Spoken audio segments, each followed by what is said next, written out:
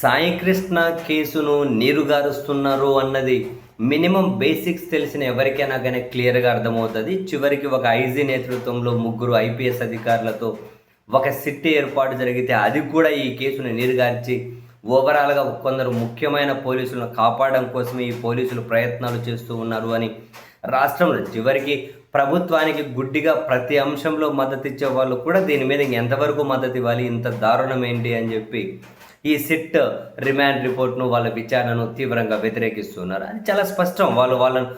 పోలీసులను ఆ పోలీసులు కాపాడుకోవాలనుకుంటున్నారు. సిస్టమ్ మన చేతిలో ఉంది కదా, ఎట్లయినా ప్రవర్తించవచ్చు అని. అండ్ ప్రభుత్వ సహాయ సహకారాలు మెండుగా ఉన్నాయి కదా అని. అండ్ వాళ్ళు ఇచ్చినటువంటి రిమాండ్ రిపోర్ట్ను చూస్తే ఏదో చెట్టు కింద పంచాయతీలాగా కూర్చొని రాసుకున్నట్లే ఉంది. మే 1 నుంచి జూన్ వరకు సీసీటీవీ ఫుటేజ్ మాయమైపోయింది. ఎట్లా మాయమైపోయింది?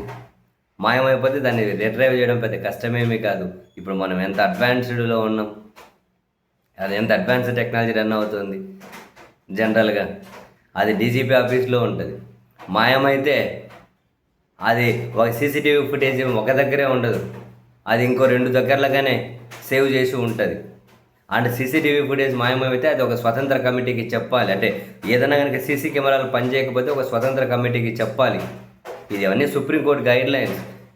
స్వతంత్ర కమిటీ ఎప్పటికప్పుడు దాన్ని మానిటరింగ్ చేస్తారు. అండ్ ఒక సీసీటీవీ ఫుటేజ్ డిలీట్ చేయడం అన్నది కేవలం ఏమంటారు ఆ పోలీస్ స్టేషన్ పరిధిలో ఉండే ఆఫీసర్లేది, ఎస్హెచ్ఓలో ఇంకెవరో తీసుకోరు, వాళ్ళు మాత్రమే తీసుకునే నిర్ణయం కాదు అది. జిల్లాలో అయితే ఎస్పీ, కమిషనరేట్లలో అయితే కమిషనర్లు ఆ నిర్ణయం తీసుకోవాలి. అండ్ ఎవరైనా ఎప్పుడైనా సీసీటీవీ ఫుటేజ్ డిలీట్ చేసినా కూడా ఎవరో డిలీట్ చేశారమ్మా తెలియదు అనేది ఉండదు. లోపల ఒక ఏమంటారు ఒక డైరీ రన్ అవుతూ ఉంటుంది, అడిట్లాగా అంటారు. ఎప్పుడు ఎవరు లాగిన్ అయ్యారు, ఏ ఐడితో లాగిన్ అయ్యారు, ఎప్పుడు డిలీట్ చేశారు అన్నీ రికార్డ్ అవుతాయి. అండ్ మోరోవర్ అవి కనుక మళ్ళీ సైబర్ ఫోరెన్సిక్కి పంపించారంటే అది రిట్రైవ్ చేయడం చాలా ఈజీ.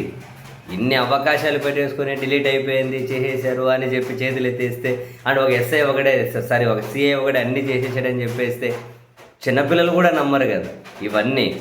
సరే, తదుపరి సిట్ ఏం విచారణ చేస్తుంది? లైట్గా తీసుకుని వదిలేస్తారా లేకపోతే సీరియస్గా విచారణ చేస్తారా చూడాలి. అండ్ అదే సమయంలో ఈ మొత్తం అంశం మీద హైకోర్టు తీసుకునే నిర్ణయం వైపు పౌరులైతే ఎదురు చూస్తూ ఉన్నారు సీరియస్లీ. ఎందుకంటే ఇది అత్యంత కీలకం. ఇంత సంచలనాత్మకమైన కేసులో హైకోర్టు తీసుకోబోయే నిర్ణయం, రాష్ట్ర పోలీసులను కాపాడే ప్రయత్నం పోలీస్ డిపార్ట్మెంట్ చేస్తూ ఉంటే హైకోర్టు కూడా దానికి సంబంధించి వీళ్ళే విచారణ చేయంటారా, లేకపోతే సిబిఐ విచారణతోనూ జ్యుడిషియల్ ఎంక్వైరీకి ఆదేశిస్తారా అన్నది కీలకం. ఒక పక్క జ్యుడిషియల్ విచారణ జరిపించాలి అనే పిటిషన్ విజయవాడ కోర్టులో పెండింగ్లో ఉంది.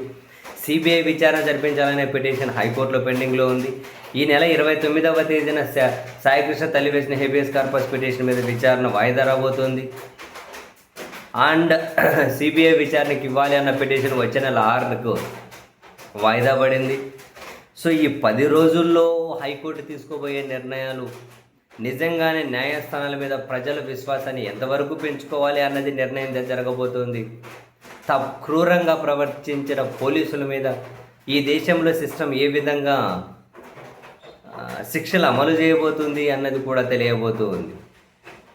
సో నిజంగానే ఈ దేశంలో వ్యవస్థకు మన రాష్ట్రంలో ఒక పరీక్ష ఎదురుగాబోతుంది. అసలు ఆ పరీక్షలో వాళ్ళు ఎంతవరకు పాస్ అవ్వబోతున్నారు? ఫెయిల్ అవుతారా, జస్ట్ పాస్ అవుతారా, డిస్టింక్షన్లో పాస్ అవుతారా?